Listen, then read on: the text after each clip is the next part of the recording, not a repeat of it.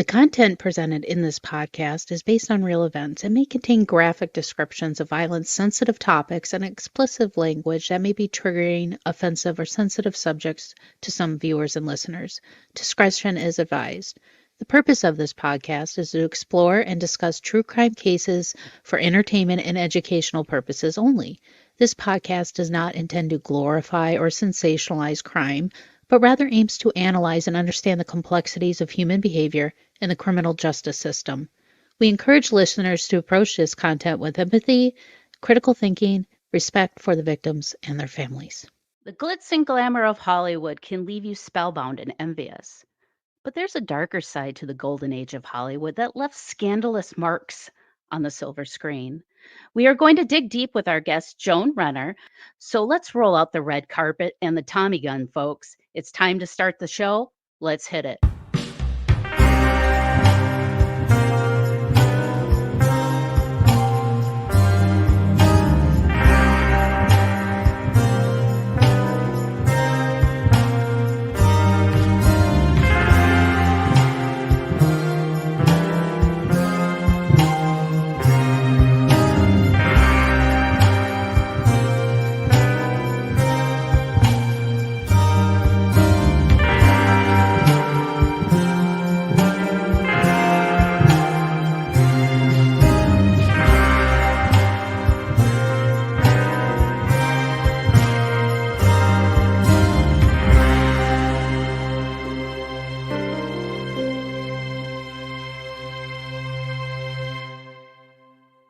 Hi, and welcome to another episode of Mysteries, Mayhem, and Merlot.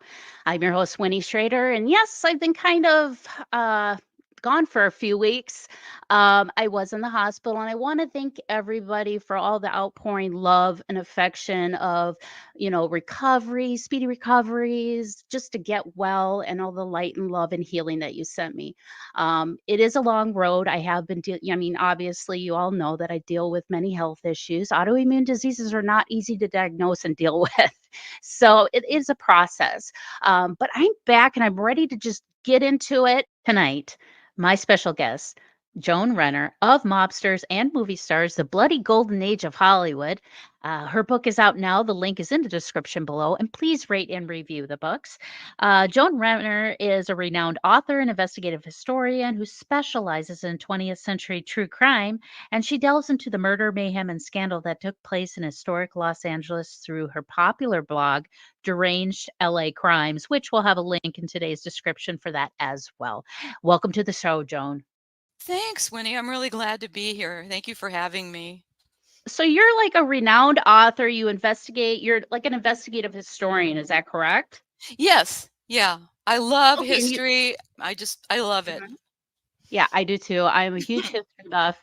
And but you focus like on 20th century crimes, like stuff that's happened, basically from the 1900s to now. And you kind of focused on Los Angeles and Hollywood. What was kind of intriguing about that particular era and location, I guess you could say? Was it kind of just the glitz and glam of Hollywood and the darker side, or was there something that intrigued you to follow that and keep going and digging deep into the dark other regions of the golden age of Hollywood? Well, all of that really. I think the book contains stories that start 1919. It goes 1919 to 1939, which perfectly bookends for Los Angeles. Prohibition, some really amazingly devious political scandals, and that kind of thing. So it's this really outlaw period in Los Angeles. And for me, living in I did live in Los Angeles. I moved a little bit further south, but for me, Los Angeles crime has always had sort of a cinematic quality that doesn't really seem to exist. Every place seems to have crimes that fit where it is. If you're in a cold area, where it snows, crimes have to take into account, because criminals have to take those things into account. Is there going to be 6 feet of snow today? Maybe I can't go out and rob anyone. So, but in Los Angeles, the weather's usually pretty nice. Crime is all around the clock and all around the calendar, and it's always Mhm. been that way. But it does, I think the influence of Hollywood, really from the 1910s onward, has influenced crime, maybe not making people copycat things they've seen in the movies, but there always Mhm. seems to me like there's a real like, again, a cinematic quality to it. You can, I mean, if you go, that's one thing about LA. If you go to any Starbucks, you can see about 4 people on their computers writing a screenplay. I mean, Oh, wow. that's This just is what's going everywhere. on. Yeah, they're either cutting your hair, selling you real estate, or writing a screenplay. That's how it goes. And it's just really interesting to me. So when I decided to do this book, I wanted to start with a period that's always fascinated me, and this would be Mhm. it. And I start in 1919 with a criminal couple who predate Bonnie and Clyde, but were actually far more deadly than Ooh, Bonnie and let's get Clyde. into that story. That sounds intriguing. So we have the Bonnie and Clyde type story. So let's dig into that story. Who are we talking about? What two perpetrators do we got with this one? Well, we have Marie, and we have, what is his name? What? Let me I'm just the look same it way. up. Don't worry about. No, no, for some reason, everything leaves my mind as soon as I get started doing something, but, um, it's Dale Jones and Marie Solano, and Okay. Dale Dale was just like, he's one of those guys that was just bad from the jump, you know? Like, Hmm. I think he came out of the womb ready to commit crimes, and Right. he did. I mean, he was like, as a kid, he and another friend used to steal stuff off train cars because they lived close to it. I Uh-huh. think he lived in Kansas City, somewhere around there, and he lived close to some trains. And he and a friend would steal stuff. Well, they got so good at it that they started taking orders. Well, we'll steal this, Hmm. this, and this for you. And he's making money, hand over fist, and he's maybe 11 years old. So Wow. yeah, he had nowhere to go but, like, you know, into criminality from there on. And they just not Right.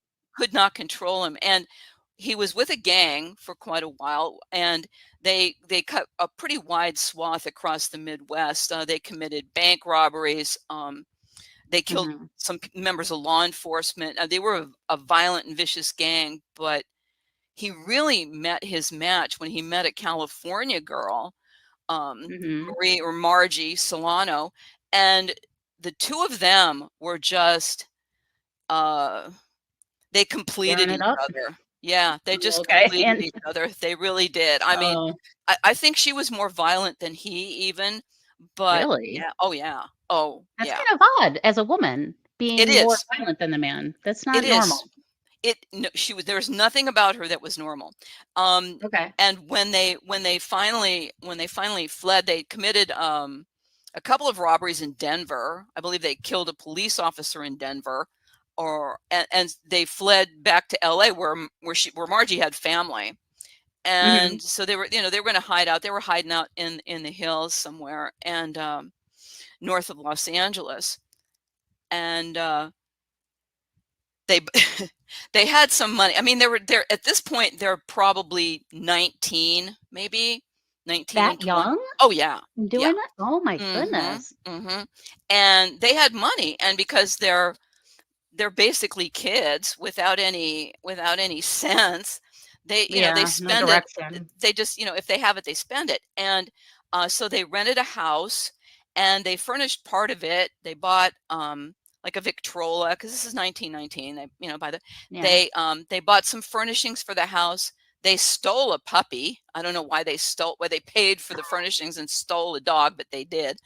And so they were kind of hiding out. I think they were just sort of waiting for things to cool down. But Um, once you've killed somebody in law enforcement, it never cools down. You can just forget about no. it right there. And Mm-mm. so they were being tracked. A couple of private detective agencies were tracking them, and Nick Harris being one. Nick Harris worked a lot with police as Mhm. even though he had a private, he's a private detective. He worked a lot with police, and Nick Mhm. Harris was on their trail. Petey from Colorado was on their trail. LA was on their trail because they figured they're probably here, but we just haven't been able to find them. They finally get a Mhm. tip that they were spotted, and they had a routine. Dale and Margie would go to this gas station, gas up their car, maybe get a snack, whatever, about the same time every day. And they were hiding out up in the hills. Okay. So one day they come down, and some Los Angeles County Sheriff's Department deputies, a couple of them, two of them, are waiting at this gas station. They're sort of back behind, sort of concealed. And they see the car, and Dale and Margie are career criminals, so they know, they do a little bit of a sweep before they pull in. Mhm. They're looking because they know they're wanted, so they're looking. They pull into the gas station. Dale goes in to get a snack, do whatever business he is, leaves Margie in the car. The two deputies come out from hiding, basically, and just say, it's over. And Yeah. Dale's like, "You've got me." Only no, they start shooting. Margie immediately starts shooting. They had an arsenal in the car. She was able to Yeah. just pull a weapon out from under the seat and start shooting. And it was, one of the officers was killed. And it's just like this. They're 19 and Yeah. 20 years old, and this is how they lived. And it's just amazing to me. So that's the story that really kind of kicks it all off, because I'm always Mhm. fascinated with the dynamics of relationships of criminal couples like Bonnie and Clyde, or like any of Mhm. them, that like how one person committing a crime, but a couple, how do you get that? Where do you get that? You know? Right, and then another thing that's always fascinated me too is, like, especially them being so young, it's like, Oh, why would you wanna live like that? You're always in hiding, you're always looking over your shoulder, whether it's law enforcement or another mob that wants to put a hit on you. yeah. You know what I mean? Like, why would Yeah. you wanna live with that kind of chaos and anxiety? I I would need to be on so much medication Oh if god. I were. You and Oh, me, but the thing is that, like a lot of things, adrenaline is a high, you know? yeah, And they that were is true. also doing drugs. They were both Mhm. addicts by that time, and they liked the excitement. Like when they were escaping from one of their jobs, um, Margie's in the back of the car shooting at police. So she had no hesitation. She had no hesitation. In fact, it was likely a bullet from her gun that killed the deputy at the gas station. Um, Okay. I have it. I don't know if I put it in the book, but I have it on good authority. I talked to some people who were alive then, way back in the day. And apparently the deputy who survived, um, Dale, I think, was already dead by I think part of his head was just gone. So Mhm. he's dead. Margie was still breathing, but she was not going to survive. Yeah. What I was told is that the deputy came up to where she was at the car and just put a round in her chest and killed her. Mhm. And Mhm. when he was asked about this, would not have been shocking at the time, particularly. Yeah. And so he just put a round in her chest. She's gone. And when he was talking about it later, they said, why didn't you, put put a round in her head? And he said, I couldn't do that to a woman. Oh, that's He very couldn't. intense. That's very Oh, it's very it touching. is. It is touching that he didn't wanna put a bullet. Oh, he Nope, didn't want nope. to mess with Yeah, her I think face. maybe he's thinking open casket at her I don't know, but he's like, for whatever reason, that was a line he couldn't cross. He could he could put her down like he would any other, Yeah. creature that was And suffering, but he could y not put one in her face. yeah, and putting and honestly, when things are like by putting like if you have like a direct gunshot in the face or something like that, it's usually means it's kind of personal. You know what I mean? Very Like they much. really they just want to get you. And Yeah. he knew that he had to put her down because those two. I mean, granted, I mean I don't like the death penalty, but I understand it. I do too, yeah. The only what I don't like is I never, because I mean, I live in California, and Mhm. and so if they execute someone, it's in my name. I'm a citizen of the state of California. I don't want an innocent person executed on my watch.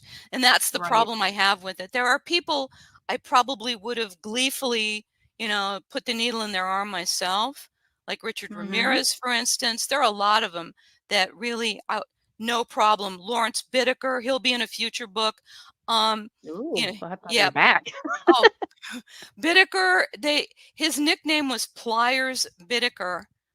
You can only imagine. He was a serial killer Yeah. active in the 1980s, an absolutely vile human being.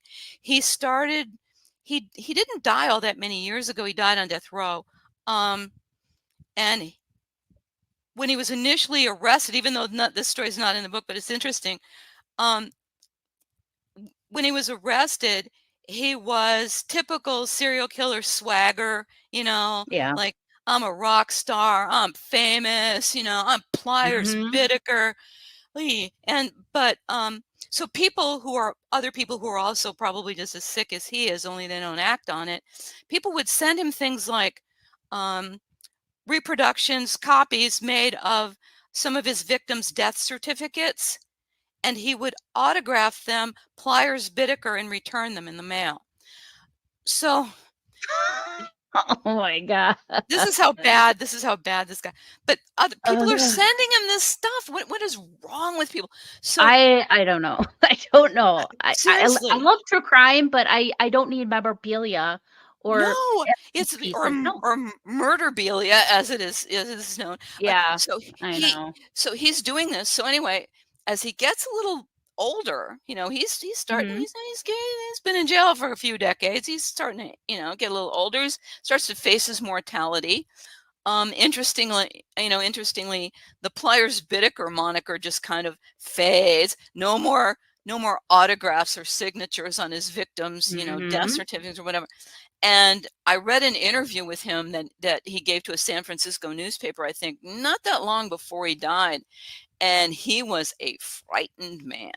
And he should have been. If there's a hereafter, oh boy, he's turning Mhm. right now in a slow spit somewhere. And it started to bother him because that seems to be typical of serial killers.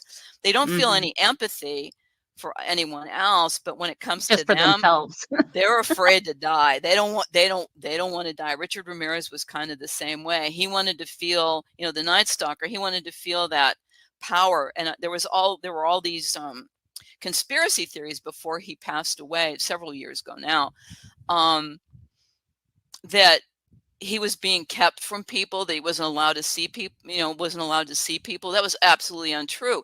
He didn't want to see people because he was dying of B-cell lymphoma, and he Wow. was a shadow of his former self, and he didn't want anyone to see him as weak or anything but the killer, the monster that he wanted people to fear. No one would have Yeah. feared him on a hospital bed waiting to die. Looking frail. Yeah, looking Uh-huh. frail and like yeah, I know So it exactly always what you kind of mean. confuses me when people say, oh, he was, these conspiracy, oh, he was kept from visit. No, honey, you got that wrong. He didn't want people to see him in a weakened state. But Right? And that's kind of, and that is kind of the glamour of Hollywood and LA. yes, Like they yeah. want don't want people to see them at their worst. No, So it's no. like, when you take like these old Hollywood movies and Hollywood starlets and stars and you mix like seedy underground stuff like the mafia, you know, and then it's like and I don't know how the mafia does this or used to do it, but it's almost like they use like psychology to get their web into like, let's say, Cagney or Ah, Gilbert Grass. yes. Okay, like they kind of like intertwine themselves into that society, and then all of a sudden that society is beholden to the mafia. Mhm. Like, what happened? And I know, and I'm sure this probably happened back then. I'm not sure how money laundering was back in the prohibition days, but I know the mafia likes to hide their money and launder it through businesses. Now, did Yeah. they do that with some of the movies, or like did they Oh, invest in MGM I'll tell and you, things like that? there's something, well, there's lots of unusual things about LA crime. Um, Hmm. One of the things about LA during that period, and it was really true in the 20s and 30s, um, we never really had a mob presence in the same way that, say, New York or Chicago or Cleveland or Kansas City did. Detroit, it was different. It was top down. It came from City Hall. City Hall was where the corruption started, and then they Okay. sort of divvied up, you know, sections of the city to various gambling, consortiums or prostitution. But it wasn't like mob moves in, bribe city officials. It was the other way around, which is really kind of unique. And so we had Wow, this that really is. corrupt government. uh, a few of our mayors were just unbelievably corrupt. In fact, when my book ends in 1939, the year before that, the Los Angeles mayor, Frank Shaw, was the first mayor, I think, in the US to be recalled. And it's Oh. because of corruption he was recalled. So, it's really interesting. So, yeah, I mean, but the studios, when if you really want to, and this is, I mean, everything I say is my opinion, unless I'm Hmm. saying it's historical and I can back it up. This is my opinion. My opinion is that um, the real corrupt people, that City Hall was corrupt, make no mistake. But once the movies came in and there were studio moguls, it flipped the script. And if you want to see what the mob looked like, look at old MGM. Look at some of the studio heads. MGM, for instance, this is appalling. And I don't think most people know this. MGM had its own police force. And I don't mean rent a cop. I mean police force with police powers like LAPD, or the LA County Sheriff's Department. Really? Oh, yeah. Oh, yeah. And it was headed by Hmm. a guy named Whitey Hendry. And Hendry had a price, I think. And so um, a lot of things that happened on Hendry's watch were whitewashed or, you know, buried, and it's a Hmm. lot of power for people to have, a lot of power Right. for people to have. So I think the real corrupt entity in that day and age were definitely the studios. They had the money, and Yep. they could afford to pay for a story that they wanted to be told and squash anything they didn't, and they did. you know Yeah, and you said you have a MGM story, I an do. actress. What's that story about? What happened at MGM? Okay, the woman's name is Patricia Douglas. I'm she is deceased now, but I'll tell you, um, she was just a badass. There's no Really? other way to put, yeah, because I think I consider her the godmother of the Me Too movement. She was, Really? yeah, she was maybe, I think she was still a teenager. She's working, this is during the Depression. So if you can get any kind of a job, consider yourself lucky, because most Yeah. people were out of work. She was employed as an extra, and Okay. she gets a call, and with a bunch of other young women, most of them underage, most of them were minors. Um, Mhm. they get a call. They come to the studio. They think they're going to go out on, be extras in a shoot, because some of them are in cowgirl outfits and some of them are in Native American outfits. And, they think they're going out. Where they really are headed is to a private party for MGM salesmen across the country, people who get those Mhm. movies into the theaters and that. And so they had all these guys on a train that came out. All these guys have been drinking on the train before it ever hit LA, Mm. and Oh they're gosh. welcomed by Hollywood stars, and they're made to feel special. They consider themselves very special. They're wined Mhm. and dined, and then you know, and then I think it was Louis B. Mayer said, these beautiful young girls here, they're here, basically they're here to serve you. So the guys interpreted that pretty literally, and there was a Mhm. huge party out at this ranch location, and it got it got pretty much out of control because there were, I forget how many cases of liquor and everything else. And Oh, I'm sure. there was this one sales guy, and he had his eye on Patricia Douglas, this young woman, and he wanted her to dance, and she she's like, he was creepy. I've seen pictures of him. She was right. He was creepy. And she went, he looked kind of like, I don't know, kind of like if a toad and a gargoyle mated, kind of like that. Not a pleasant looking. Oh, no, a No, troll. it's horrible. So anyway, Ugh. so she heads for the ladies' room, and she said, "Look, I've got a guy sticking to me. I can't get rid of him." And she hung Uh-huh. out in the restroom for a little while. She comes back out, and at this point, I think one of the guys, one of those salesmen, holds her down while this gargoyle is pouring liquor down her throat. Um, Ugh. she's not a drinker. She's not Uh-huh. accustomed to that. So she goes out and she goes outside of the building to get some fresh air, and I think she's looking for a way to get the heck out of there anyway, Yeah. if there's some way she can find a way out, because I think they were brought in on buses, so she was just looking for anything. And she Yeah. goes outside to get that breath of fresh air. He follows her out, and he smacks her around, he rapes her, uh, and no one did a thing about it. No one did a thing about it. And she complained, and at first some of the people had her back. They said, "Yeah, we saw Mhm. this and we saw that, she's telling the truth." Well, then they must have gotten the memo that said, "Hey, do you like working for MGM? Because if you do, you might want to change Mhm. your story." And boy, stories started Oh, changing so fast. no. So she's left to just twist in the wind.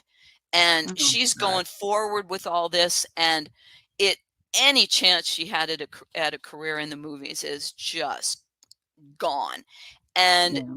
she persisted. She sued, and she was dragged through the mud, and it was awful the way that she was treated and everything. And it really did. She was a pretty sensitive, and I think her mom sold her out. I think her mom, you know, took money, and Oh, I God. think, I don't know if she bought a liquor store or some race horses. She did some, and Mhm. she sells her own child out. I mean, this happens in Hollywood. It's Yeah, classic Hollywood story, Christians. I'm afraid. Yeah, the stage mother, whatever. Oh, But it's disgusting that those especially reality show, like the Kardashians. She oh, sold their own daughter out, uh, and, obviously, that kind of apparently being famous completely throws every moral instinct you have out, and and I give Patricia some, lots of credit. She gets the Rosie the Riveter award for me because oh, she kept to her guns.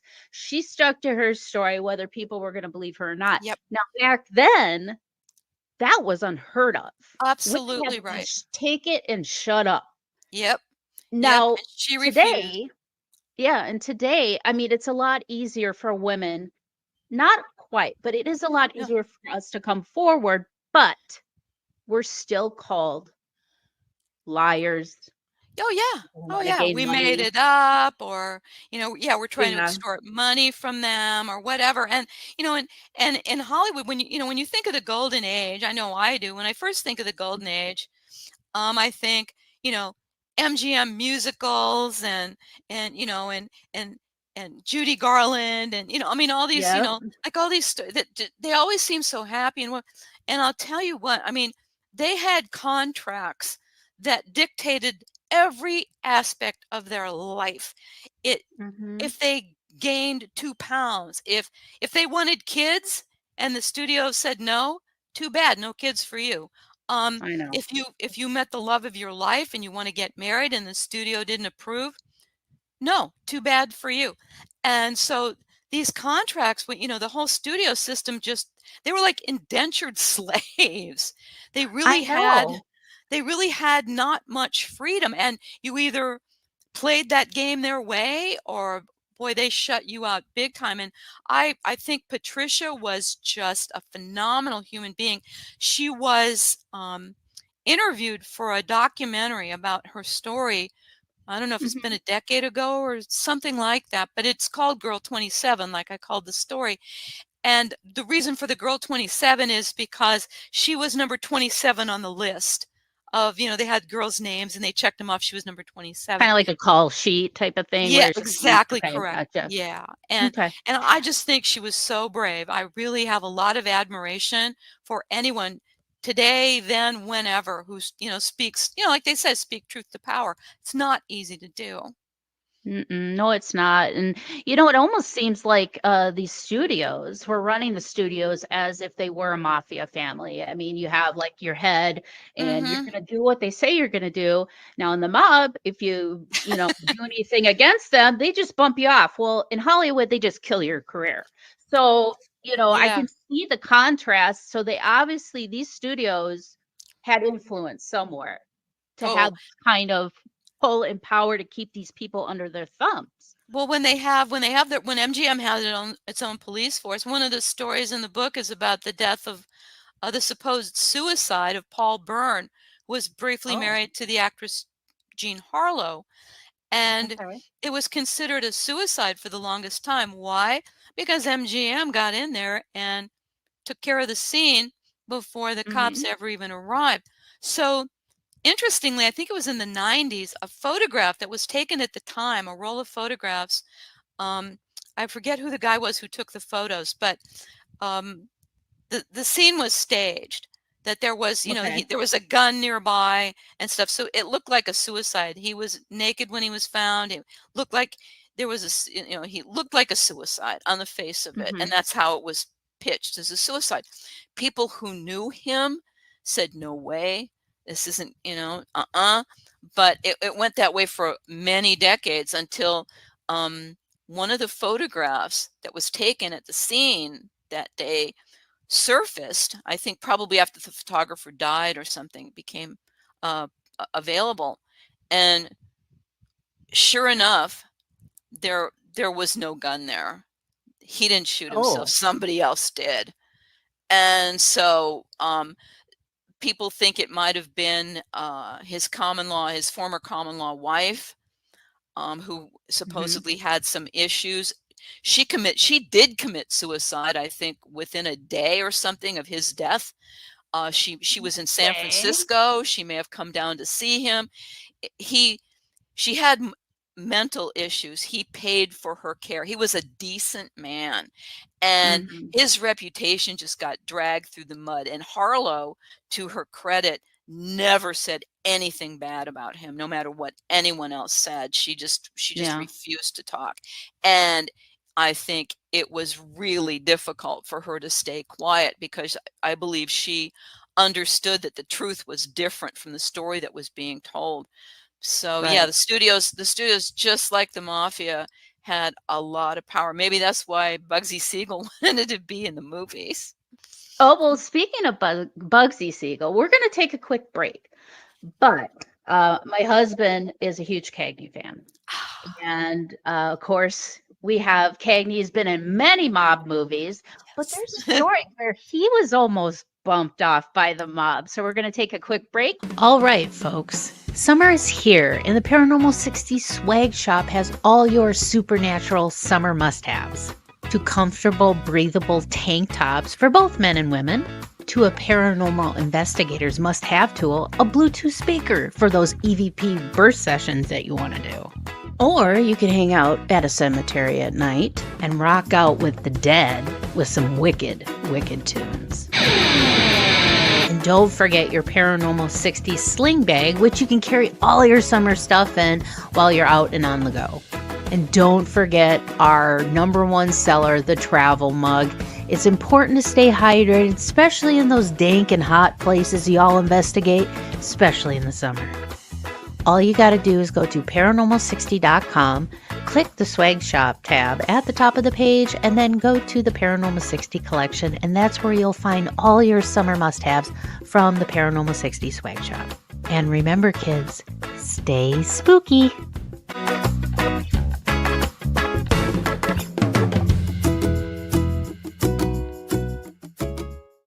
Okay, and we're back. Now, I alluded to the story of Cagney almost getting bumped off by the mob. Now, my husband Dave, we all know, loves Cagney, and we sit and watch Cagney movies all the time. great mobster. He was a very physical actor. I loved Cagney.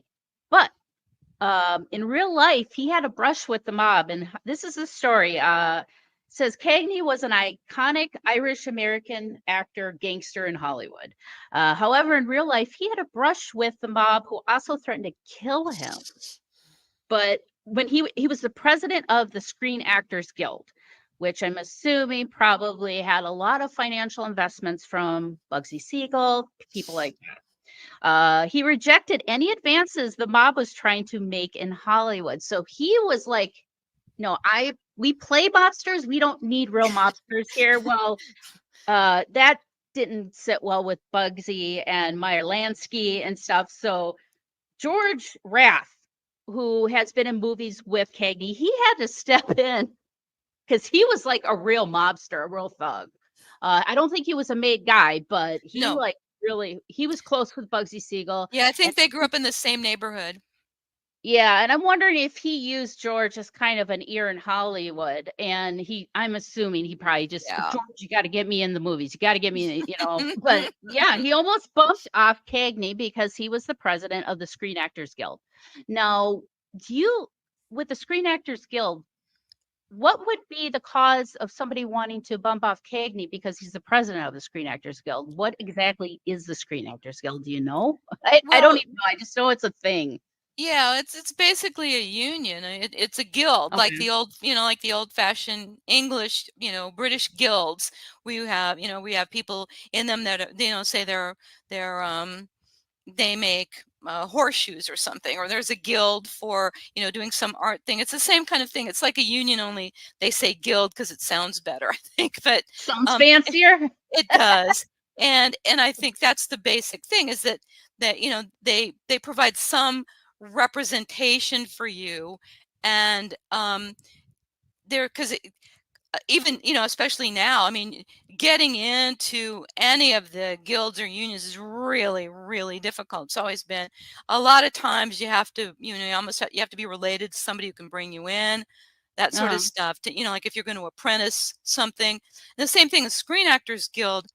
How they could have crossed someone, I don't know, like we were talking about Well, on the break, we're yeah. talking about follow the money.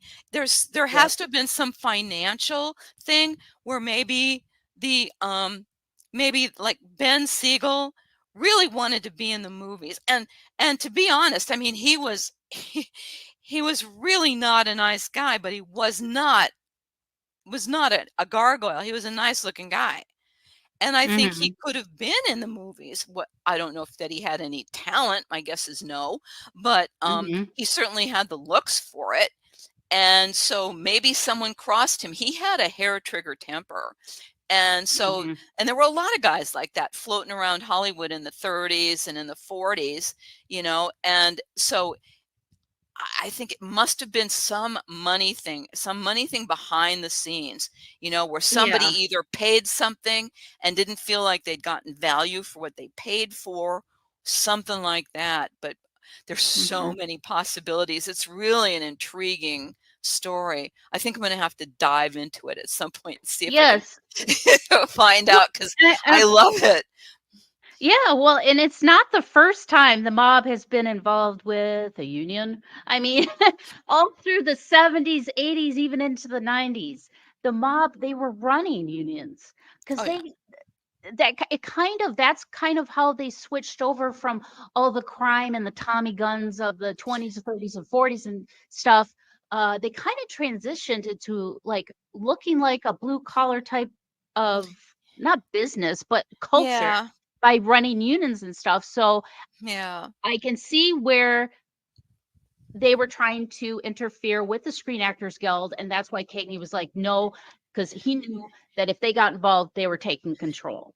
Oh, and they would, and they did try to take control a couple times of the movie business, and Mhm. it's not surprising, because there were guys the studios used. They called them fixers, and it was exactly like it sounds. If there was some problem or some issue, fixers were everything from guys who could legitimately kind of solve a problem to leg breakers, you know And Yeah, so they hide it in a ran the gamut. So, so that, the studios had fixers, and that way it protected the bosses because there was this layer between them. They could always right. say, well, I don't know, what's going on, when of course Uh, I'm sure they did. But yeah, there was always this sort of like symbiosis maybe between, you know, the crooks and the legal crooks in right.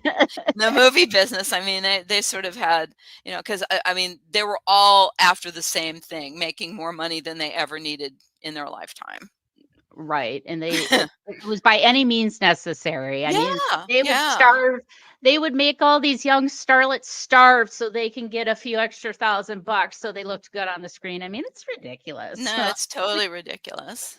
Now, are there any other stories in your book that you feel that are not as known that you think are very Oh, prevalent and things like that?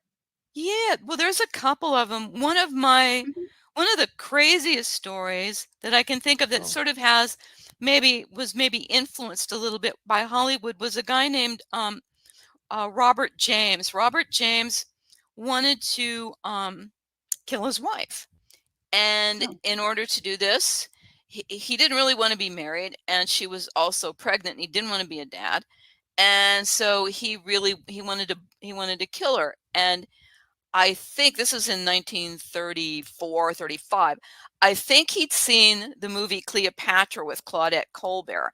And the Cleopatra Okay. story, she takes the asp, the snake, and she holds Mhm. it to her chest, and it bites her, and she dies this graceful, wonderful death. Of And course. it's Hollywood death.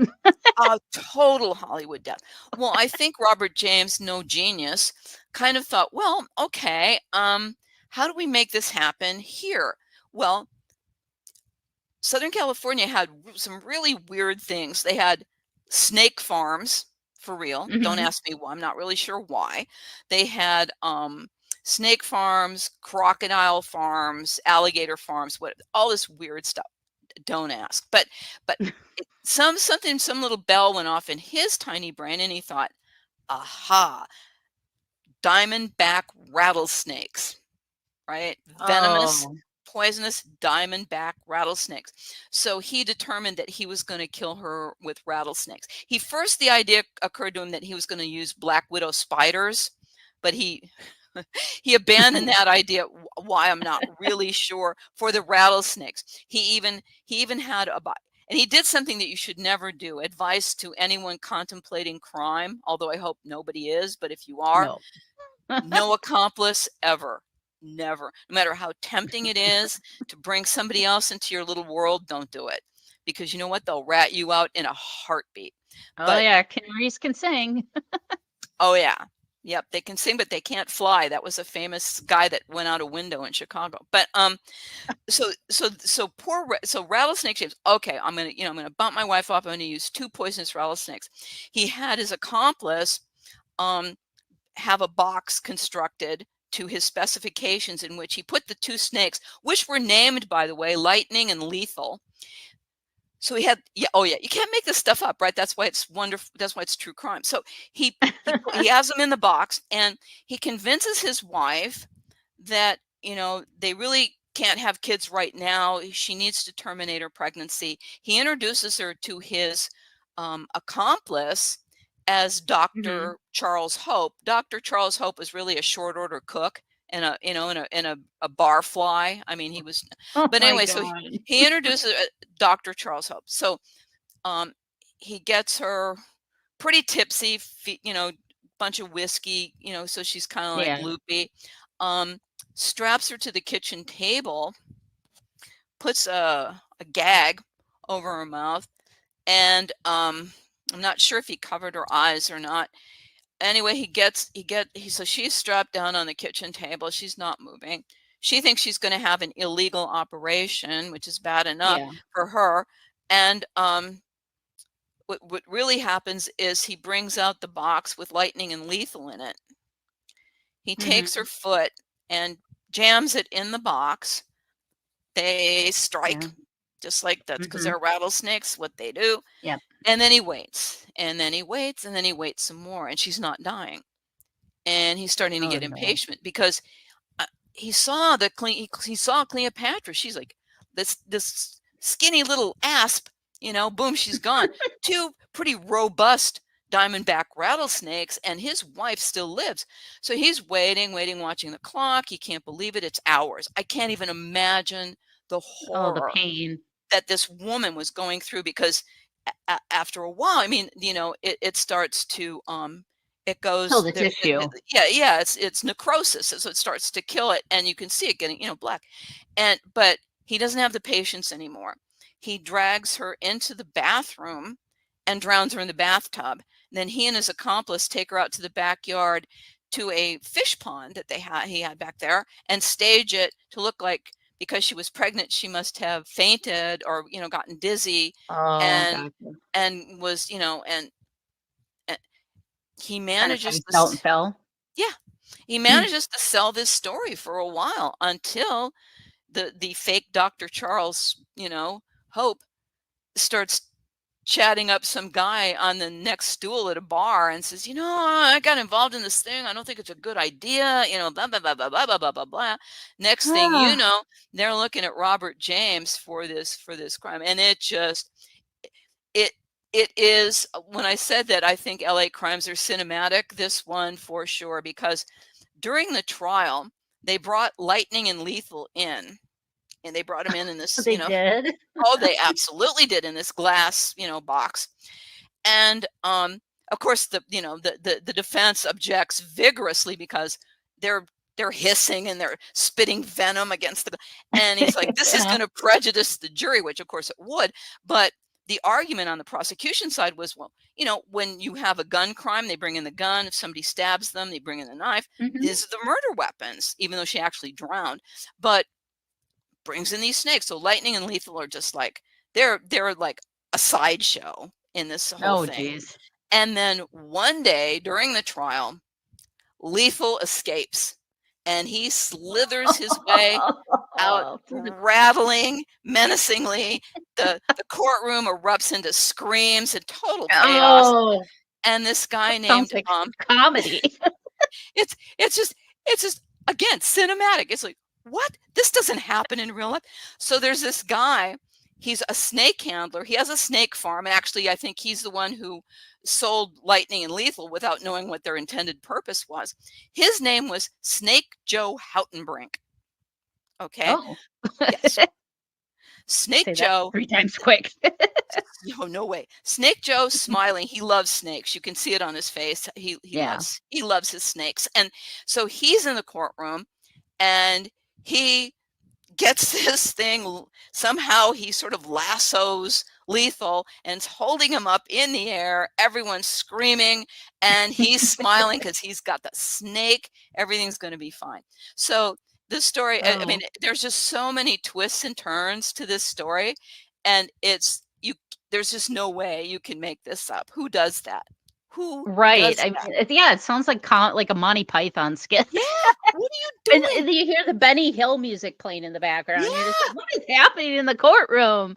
Why Oh are my you gosh. doing this? Why? And how did the snake get loose? Don't know. The snake he wanted to break out. He was getting the heck out of there. He was tired of being in that glass case. He was gone, He's like, "Hey, and I'm being labeled as a murder weapon. I'm out of here. yeah, I'm I not didn't going." do anything except bite, and that's my job. I didn't drown her. He did. So Right. no, I mean, so Oh, that's one of the stories that I think is lesser known in Hollywood, in LA crime, but it's really an amazing story. And the guy Robert James is just the epitome of evil because mhm. he's a psychopath. He has absolutely no empathy. It's always about him always. And it's just, and that's not the first wife he killed. He killed the wife before her, I think, but the police Really? yeah, sadly, the police, he did it up at, somewhere around Pikes Peak, somewhere in Colorado, And Mhm. unfortunately, the police department wasn't accustomed to handling a lot of homicides, and he staged this whole thing to look like a car accident that he survived. His wife did survive, but then, gosh darn it, if she didn't drown in a bathtub. Oh, But they yeah. never could prove anything, even though, and I don't know how the cop, I don't know how he missed this. Somehow the fact that there was a hammer on the back seat of this car didn't register with him, as you know, Yeah. and that the fact that the woman didn't remember anything about the the car accident, and Mhm. she was supposedly driving, but somehow she ended up in the passenger seat. Eh, but they just Yeah. didn't look at it very hard, and he got away with that one. And and he'd been married something like 7 or 8 times. Oh, They had okay. to look for his other wives to make sure they were all still alive. He's still he's still trying to find that one. He Um, was a but monster. yeah, I mean, it's gosh. I mean, when you look at Hollywood, and yeah, there are crimes that have mimicked what people have seen in Hollywood. I mean, Oh, yeah. it's I should do a show on that. That would Oh, be a yeah. very That interesting would be episode. fun. That would be really fun because I think Yeah, that people, even if they're not directly influenced, again, there's that cinematic quality, like the snake, like lethal, running wild or slithering wild in the courtroom. right, I mean, this is it. It's heartbreaking and it's farce all at the same time. And right, and that's just one of those things where, you don't know whether to laugh or cry. But that happens a lot, especially like in the era of this book. There was people committed crimes. Like now, you know, they're more likely to, once they started doing drive-by shootings and stuff, I lost mhm. interest in true crime. It's not very, because it's random. And Yeah, there's no sense to it. It's just, no, and people while it's trying to scary because of the randomness, it doesn't have the same, and I don't want to sound flip here, but it doesn't have the same, people don't think it through. Like these people were they were idiots, but they did take the time to think it through in their own limited yeah, way of how they were going to do it and what they were going to do and what the outcome was going to be. And it's a story. It's a mhm, story. It has an arc. These other things are just different and they don't make any sense to me. And so right, that's why I prefer 20th century true crime. So my next book is going to do 40 to 49 because it's such a dense period. I was going to stretch it out a little further, but I realized that there's no way, because encompassed in this period will be the Black Dahlia and all the other unsolved homicides of women. She was just the most famous one. Actually, yeah. the centenary of her birth is Monday, the 29th of July. She would have been 100 years old had she lived that long. Really? Yeah, Oh. yeah, yeah. Yeah, I know I'm very intrigued with the Black Dahlia case because there's so much like there's so many ways you could take this crime. Like this person got it. I mean, there's so many ways, but there has to be one person that was involved, and how they mutilated her was very appalling. And Yeah. obviously there was some sicko going around or had it, there could have been a lot of other murders by the same person. They couldn't But find any obviously, with the same MO. I mean, they looked, and that was just not possible. They couldn't find anything. I think I think where a lot of people go wrong when they look at the Black Dahlia case is, first of all, if you do all of your research online, you're looking for trouble, because a lot of mhm, that stuff is just, I mean, it's just like, no. She never, okay, for an opinion. yeah, she never wanted to be an actress. She Mhm, wrote to her mother that she was doing that, but she wrote to her mother because she didn't want her to worry. I mean, mhm, and she lied about a lot of stuff. She was 22 years old when she died. She lied about a lot of mhm, stuff. I mean, big deal. But she said that, but it wasn't true. She never wanted to be an actress. What she really wanted to be was, what a lot of women wanted to be at that time, was a wife. She wanted to get mhm, married, preferably to a guy in uniform. She was possibly engaged to a guy that was a pilot, a fighter pilot. His name was Matthew mhm, Gordon, but he tragically died in a plane crash, literally just like a couple of weeks before the end of the war. in with Japan, because Okay. the war had already ended in Europe. Japan had yet to surrender. He's killed in a plane crash on August 10th, and the two atom bombs, the two bombs that were dropped in Japan, one in Mhm. Nagasaki and one in Hiroshima. One was dropped on the 6th and the other one was dropped on the 9th. He dies the day after that. He dies in a plane crash somewhere over India.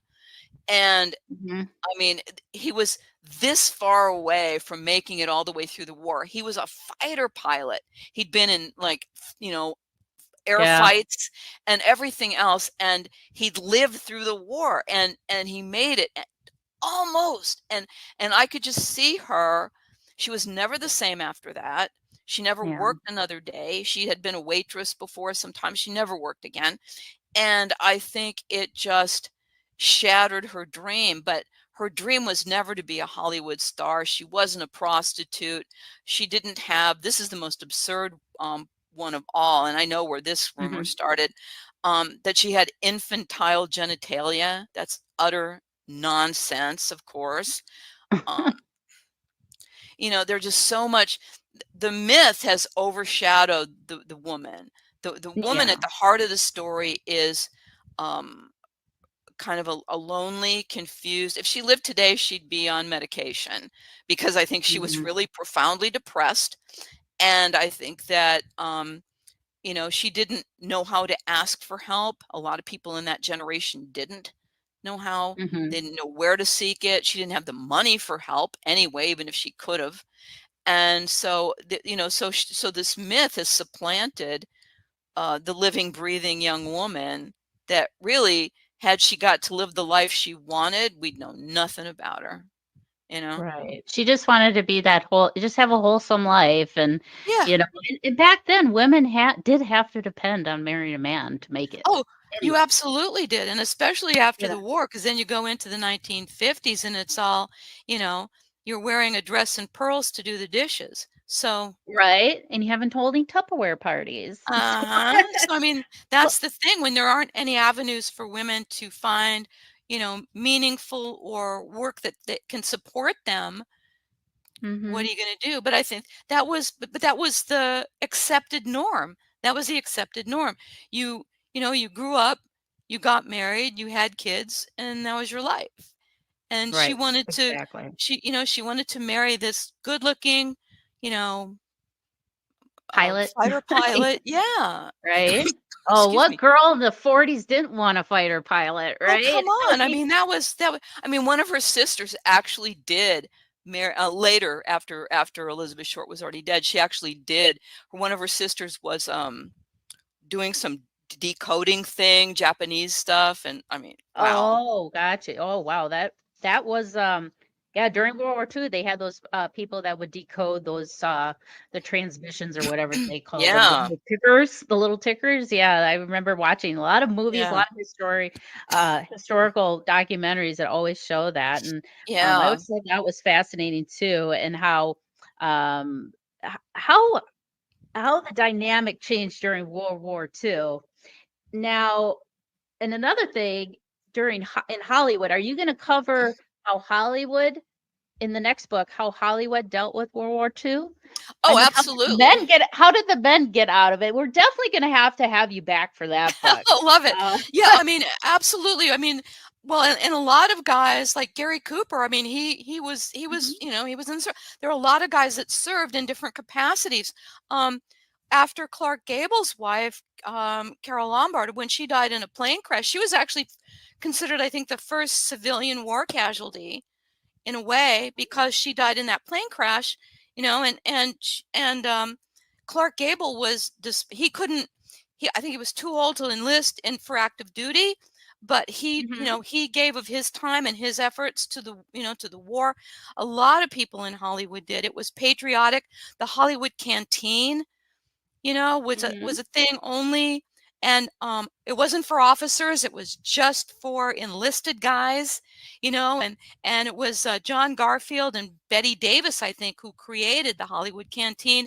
And they had Hollywood stars and young women who volunteered, And so that, the guys could go in, they could get coffee, donuts, they could dance with pretty girls. And it was the way that Hollywood was giving back, to Mhm. people who were serving in the war. And there was a lot of energy around that. And in the post-war period, there was a lot of energy that wasn't necessarily good, because a lot of guys returned from the war, whether it was Europe or in the South Pacific, very damaged. And PTSD Mhm. wasn't a thing until, I think, after Vietnam. So they called it battle fatigue or whatever. But men got a raw deal because they were not encouraged. There was some help available, but they weren't really Mhm. encouraged to seek it. They were basically told to man up, grab your toolbox or your briefcase, and get back to work. So that's why a lot of men, when you hear interviews with some older veterans, they didn't talk about their war experiences to anybody. They kept it all Right. bottled up inside, and some guys dealt with it successfully, and other guys, it just ate them up inside. So there was an uptick in spousal abuse, murder, suicide, you name it, because there was a lot of people who are just so damaged from their experiences. So it's a Right. equally fascinating as the period in my current book. They're different, but Yeah. each one has a character. It's Yeah. about its time. It's a snapshot in time. And Yeah. I find Well, it. That's why I love history. yeah, well, we're definitely going to have you back for that book. But today we were interviewing you about Of Monsters and Movie Stars, The Bloody Golden Age of Hollywood. I will have a link in today's program Thank you. description where you can purchase it. Now, if you purchase it, please rate and review the book. It helps authors' books get seen more Thank you. by other like-minded people that love true crime. So you love the book, go ahead. It's free. Just takes you a couple minutes to type in a little review.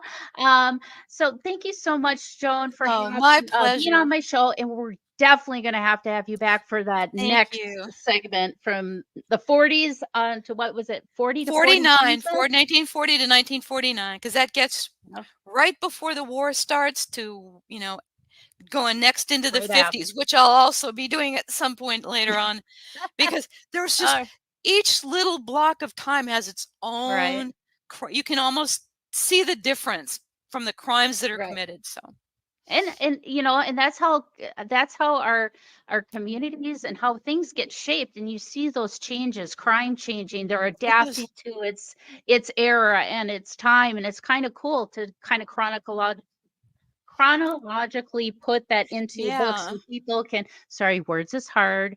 uh, but Hey, yeah, I so have the yeah, same we're problem. definitely gonna yeah, we're definitely gonna have to have you back on Thank for you, Winnie. sure. Thank you So so thank you much. so yeah, thank you for your time. And thank you everyone for listening, watching, and I will see you guys next week.